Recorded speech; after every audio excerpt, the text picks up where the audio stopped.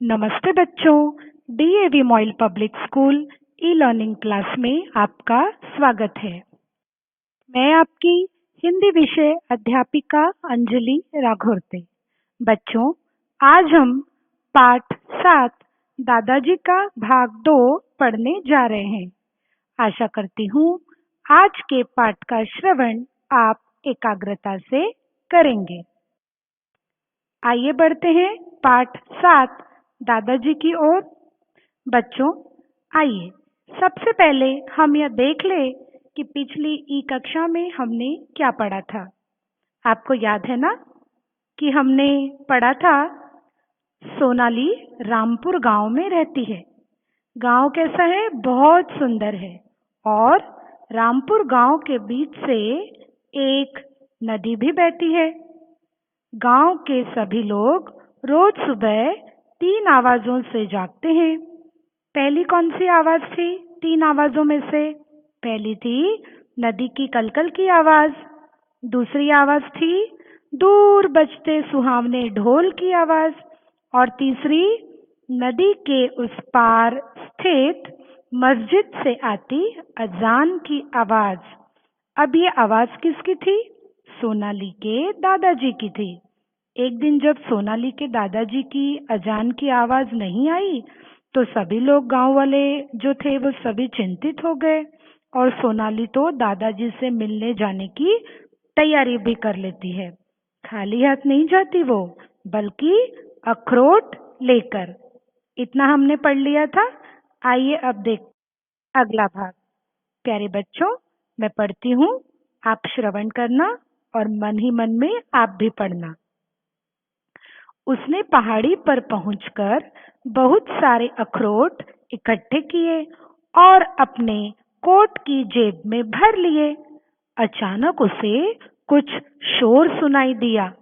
वे उसके गांव के ही लड़के थे। वे भी अखरोट लेने आए थे।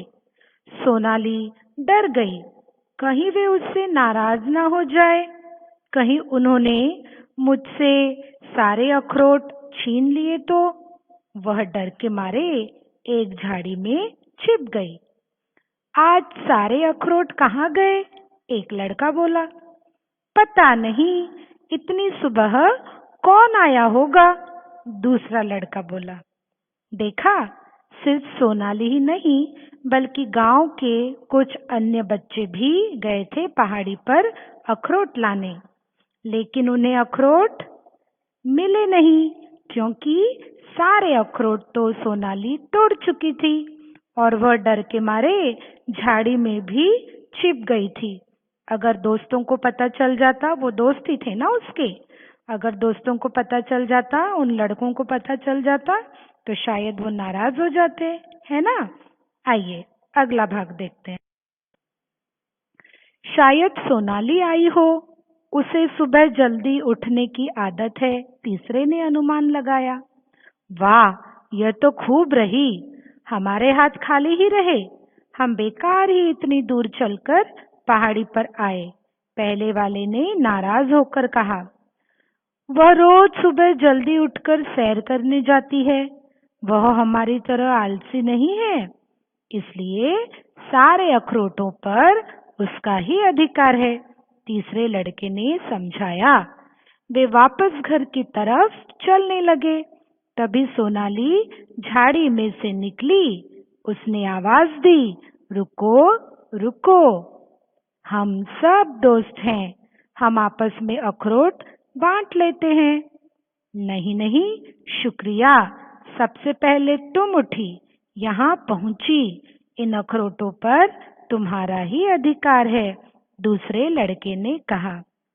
समझा बच्चों कि किस प्रकार लड़कों को लगा कि वे बेकार ही इतनी दूर पहाड़ी पर आए हैं अखरोट के लिए, क्योंकि अखरोट तो पहले ही कोई तोड़ चुका है। तीसरे लड़के ने तो सोनाली का नाम तक ले लिया, क्योंकि वह रोज सुबह जल्दी उठती है और सैर के लिए जाती है। तब अचानक झाड़ी में से सोनाली की आवाज आती है। वो सबको रोकती है और अखरोट आपस में बांट लेने की बात भी कहती है। देखा बच्चों, कितनी समझदार है सोनाली। आप भी अपने मित्रों से ऐसे ही समझदारी से पेश आते हैं ना?